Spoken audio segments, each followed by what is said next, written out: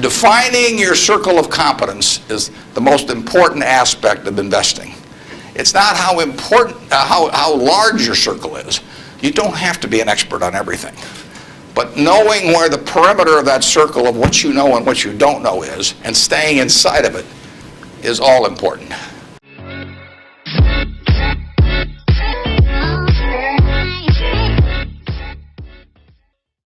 Oracle of Omaha, Warren Buffett.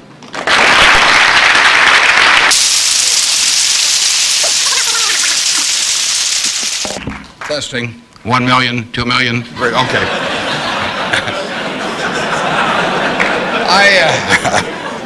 Yes. I have an old-fashioned belief that I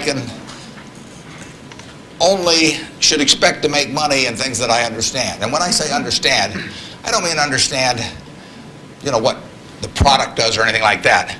I mean understand what the economics of the business are likely to look like 10 years from now or 20 years from now. I know, in general, what the economics of, say, Wrigley chewing gum will look like 10 years from now. The internet isn't going to change the way people chew gum. It isn't going to change which gum they chew. If you own the chewing gum market in a big way, and you've got Double Mint and Spearmint and Juicy Fruit, those brands will be there 10 years from now. So I can't pinpoint exactly what the numbers are going to look like on Wrigley, but I'm not going to be way off if I try to look forward on something like that. That evaluating that company is within what I call my circle of competence. I understand what they do, I understand the economics of it, I understand the competitive aspects of the business.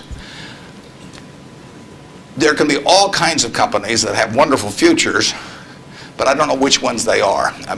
I've given talks in the past where I carry with me a 70-page, tightly printed list, and it shows 2,000 auto companies.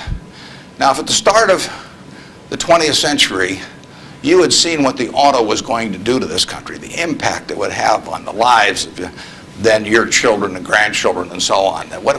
It transformed the American landscape. But of those 2,000 companies, 3 basically survive. And they haven't done that well at many times. So how do you pick 3 winners out of 2,000? I mean, it's not so easy to do. It's easy when you look back, but it's not so easy looking forward. So you could have been dead right on the fact that the auto industry, in fact, you probably couldn't have predicted how big an impact it would have. But you wouldn't have, if you'd bought companies across the board, you wouldn't have made any money, because the economic characteristics of that business were not easy to define. I've always said the easier thing to do is figure out who loses. And what you really should have done in 1905 or so, when you saw what was going to happen with the auto, is you should have gone short horses. There were 20 million horses in 1900, and there's about 4 million horses now. So it's easy to figure out the losers. The loser is the horse. But the winner was the auto overall. But 2,000 companies just about failed. A few merged out and so on. There were 3 companies, auto companies, in the Dow Industrials in the 1920s and 30s. Studebaker, Nash Kelvinator, and Hudson Motor. Now those names are all familiar to me, and maybe some of them are familiar to you, but they're not making any cars. They didn't make money, and yet at one time they were in the Dow 30. They were the aristocrats of American business, and they got creamed. So figuring out the economic characteristics of the winners in a wonderful business is not easy. In North Carolina, Orville and Wilbur took off, or I guess Orville took off and Wilbur watched. I'd have been Wilbur. But if you could have seen the future of the airline business from that point forward and how that would transform things, it would have blown you away. And it's excited people, incidentally, ever since. But if there had been a capitalist at Kitty Hawk, he should have shot Orville down. I mean, because it's done nothing but cost investors money. There were over 400 airplane companies in the 1920s and 30s alone. There was in Omaha. There was in Nebraska. We were the Silicon Valley, apparently, of aircraft. And they all disappeared. It's been a terrible business. At the end of 1991, if you'd added up the aggregate earnings from all airline companies with billions poured in, since Wilbur and Orville were down there, they came to less than 0. The number of passengers went up every year. The importance of the industry was dramatically increased decade by decade, and nobody made any money. So figuring out the economic consequences, TV, I think there's, I don't know, 20, 25 million sets a year sold in the United States. I don't think there's one of them made in the United States anymore. I mean, you'd say TV set manufacturer, what a wonderful business. I mean, everybody, now nobody had a TV in 1950, or thereabouts, 45 to 50.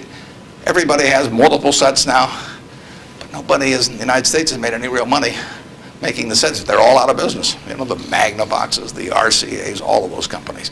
Radio was the equivalent of the 20. Over 500 companies making radios in the 1920s. Again, I don't think there's a U.S. radio manufacturer at the present time. But Coca-Cola, you know, what was it, 1884 at Jacob's Pharmacy or whatever, the fellow comes up with something. A lot of copiers over the years, but now you've got a company that is selling roughly 1.1 billion 8-ounce servings of its product, not all Coke, Sprite, and some others, daily throughout the world 117 years later. So understanding the economic characteristics of a business is different than predicting the fact that an industry is going to do wonderfully. And so when I look at the internet businesses, or I look at tech businesses, I say this is a marvelous thing, and I love to play around on the computer, and I order my books from Amazon, I order my books from Amazon, I order my books from Amazon, I order my books from Amazon, and all kinds of things. And all kinds of things. But I don't know who's going to win. And unless I know who's going to win, I'm not interested in investing. I'll just play around on the computer. And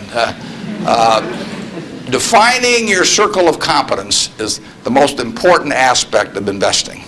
It's not how important, how large your circle is. You don't have to be an expert on everything. But knowing where the perimeter of that circle of what you know and what you don't know is, and staying inside of it, is all important. Tom Watson Sr., who started IBM, said in his book, he said, I'm no genius, he said, but I'm smart in spots, and I stay around those spots. And you know, that is the key. So if I understand a few things, and I stick in that arena, I'll do okay. And if I don't understand something, but I get all excited about it because my neighbors are talking about it, the stocks are going up and everything, I start fooling around someplace else, eventually I'll get creamed.